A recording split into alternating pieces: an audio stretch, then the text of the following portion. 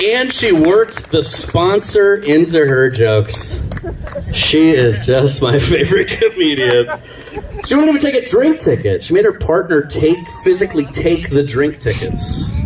She's very pure. You guys could be like her. WDET.org/give. Are you guys having a good time so far? Keep that going for your next comedian. He's one of my favorites. He's my doppelganger, Blain Hill. Thank you, guys. Give it up for Ryan one more time, right? Kind of feel like I have to give up my check now. You do.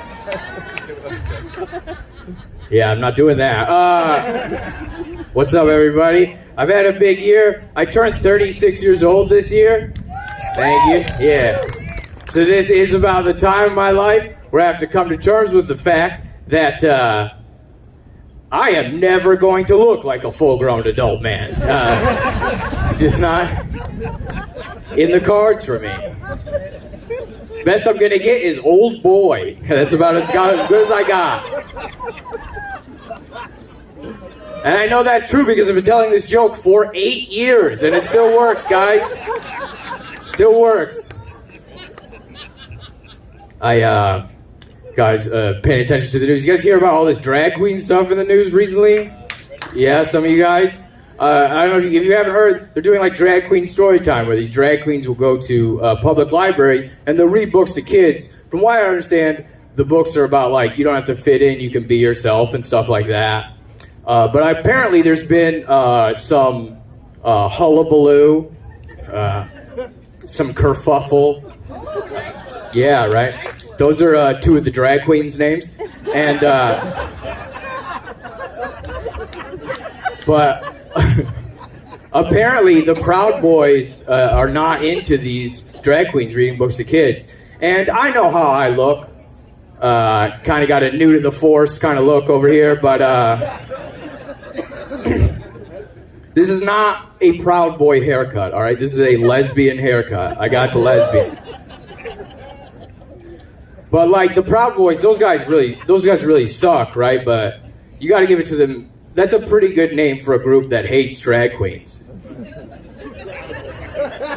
Right? Like, dressing like a lady? No thanks. I'm a proud boy. Right? Like, all right. I'll give it to you on this one. Okay. But apparently they're going to like these cities where these drag queens are reading books, and they're like shutting down the electrical grids of cities, which is like, books don't need electricity. I don't know if you guys know that. It's also like, I don't know if you guys have ever seen a drag queen, but half of them glow in the dark anyway, so I don't... It's just weird. These guys think they're like, these drag queens are doing some like Bugs Bunny style trick to your Elmer Fudd kid, and like he's going through 7 hours worth of makeup just to trick your kid into just like get a van and join, some gum.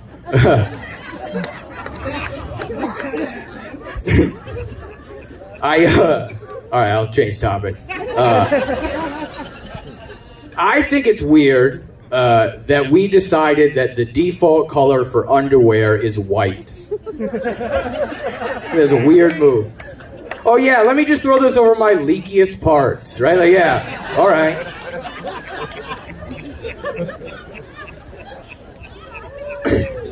Some people call them tidy whities, which, hey, that's another good name for the Proud Boys right there, right? Oh yeah.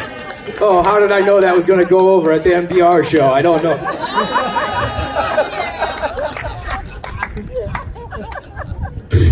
But this is how I avoid underwear stains. Well, let me ask you guys this.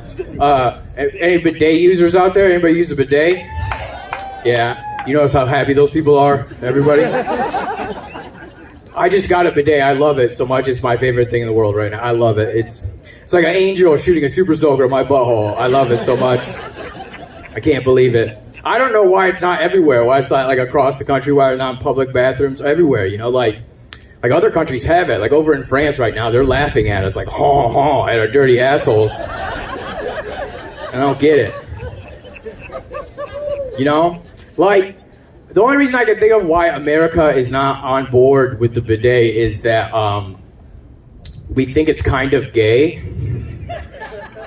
But it's not like there's a guy in there, right? Like, that's not what, like that's not what's happening in the bidet, right? Like, so I was like, oh no, not my toilet also makes me cum. How terrible. Oh no, not my two favorite feelings combined into one. This is such a awful thing to happen. Oh, my morning routine has been cut in half. Whatever will I do?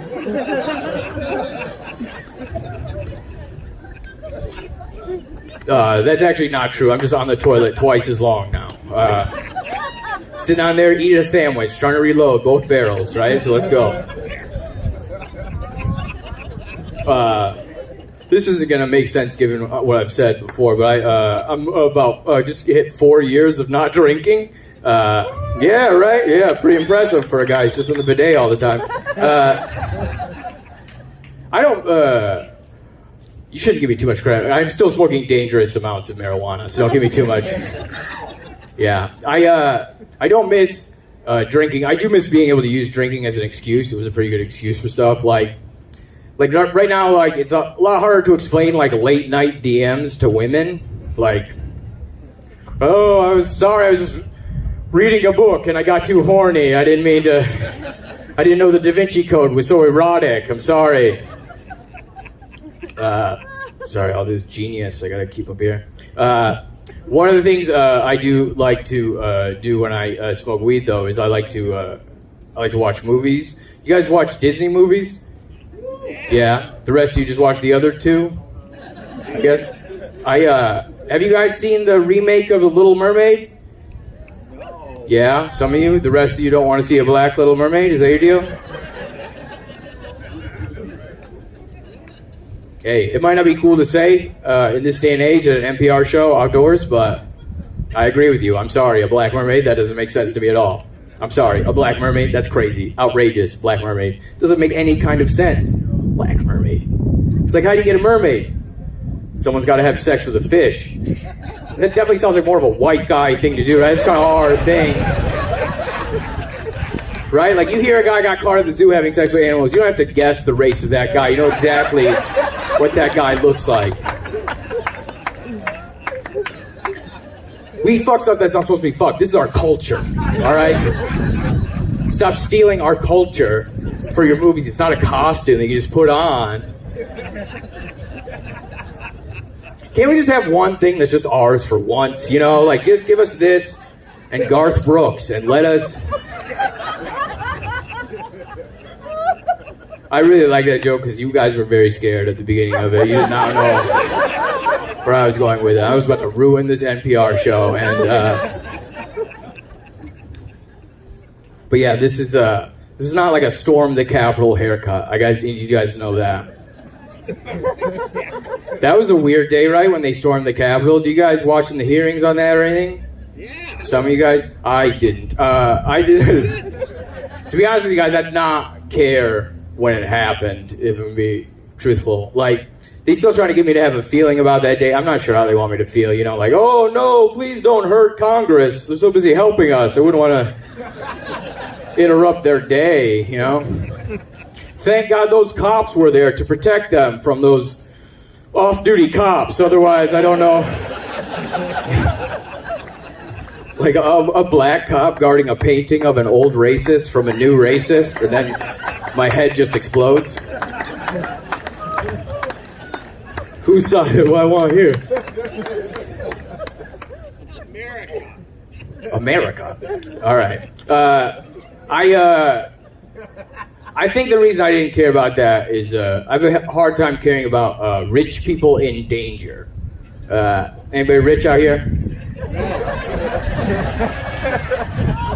All right, good. You guys didn't fall for it. That's a little trick that we like to set up in the comedy game. We set up a fake outdoor comedy show. We hope the toxic air gets them drowsy and unattentive. We ask if anybody's rich in the audience. Somebody says, yes, a bunch of white dudes who don't have sex come beat you up and take all your shit. It's called the Funny Bone Flim Flam. We've been doing it since the vaudeville days. Luckily, there's no marks in here tonight. I appreciate that. But, like, I'm scared of rich people. Like, to me, a rich neighborhood is way scarier than a poor neighborhood. Because, like, if you're walking down alone in the street at night in a poor neighborhood, right, and let's say, and you see some guy walking towards you, like, what's your biggest fear about that guy?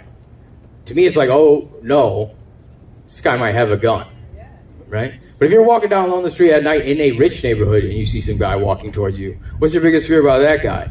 To me, it's like, oh, no, this guy might have a gun and know a judge. It'd be pretty tough, right? Like, probably has a better gun, more bullets, might even be the judge, right? Like, you've seen that before. I'm not trying to get murdered by somebody with connections. I want that guy to get caught, you know?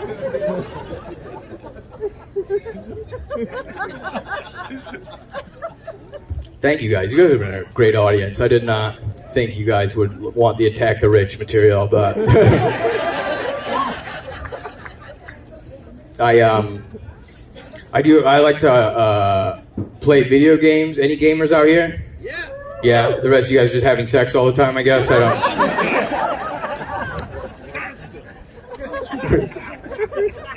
I like playing video games. A lot of games now have like the create a character feature in them, right? So you can like edit the way your character looks. You can make them look like short, tall, skinny, fat, however you want. You can even, if you want to, you can change the race of your character, right? Which, for a guy who looks like me, presents an ethical dilemma, right? Like, am I allowed to make my character a different race than me? Is that wrong to do, you know? Do I have to make my character my same race? What's the right thing to do here, you know? Because I was playing this game. It's called NBA 2K. And, yeah, I made my character look like me, you know, just a goofy-ass white dude. And no one will pass me the ball. I'm out there working hard, you know, tough-nosed defense, living for loose balls. Just not working. I'll leave you guys with this stuff. You got any country music fans out here? Yeah? Let me ask you, have you guys heard of any other kind of music? It's pretty good.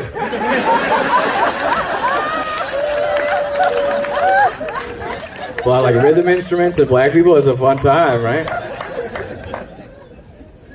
I like R&B music personally. I like R&B music, but a lot of R&B music is kind of inherently ridiculous, right? Because like a lot of R&B songs are men singing to women about like how good or how long they're gonna have sex with those women. That's a lot of pressure to put on yourself as a guy. I don't know why you do that. That's crazy to me. All through the night. Over and over again. Like, ease up there, Wanye. You know, like, chill out. Because, like, if I was an R&B singer, and believe me, guys, I've been asked to be an R&B singer thousands of times. You should see my email inbox right now. Literally thousands of emails. Hey, we need an R&B singer with a Lego Man haircut. Can you come in here and help us out? It's like, no, I gotta trick these people into breathing toxic fumes while I steal from them. But no, if I was an R&B singer, my songs would be a little bit more realistic, right? A little bit more achievable. Set the bar low, you know? My songs would have titles like, yeah, you're gonna walk fine after this, girl.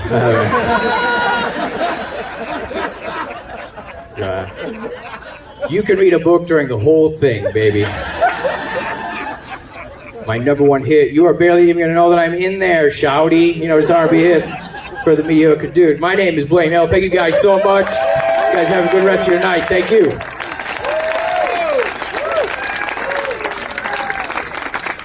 Blain Hill, everybody. Loving him. Walked into a hair salon.